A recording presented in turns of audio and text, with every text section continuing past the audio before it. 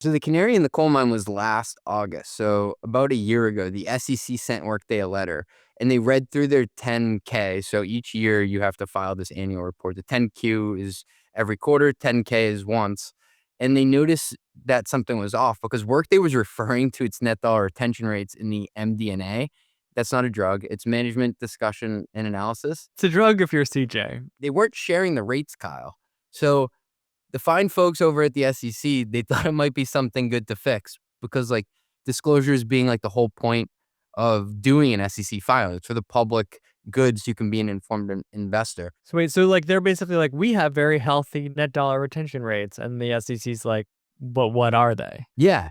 And so they're like, dude, you got to like tell the people what it is if you're referring to it. And Workday actually wrote back. And what's cool about the SEC is you can find in print what the responses were if the SEC like says WTF. And so they said, upon further consideration and in light of our planned quantification of factors contributing to changes in subscription services revenue, we no longer intend to include disclosures related to net revenue retention rates in our SEC filings. Net, the SEC asked Workday to tell investors what their NDR was, and Workday says, nah, dog, I'm good. We'll give you the gross retention, which is roughly 98% and has always been 98%.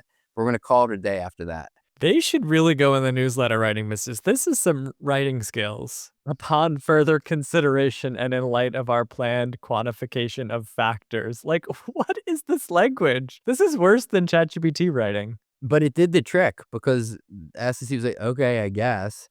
And they're not the outlier. This pattern is pervasive across the entire software index.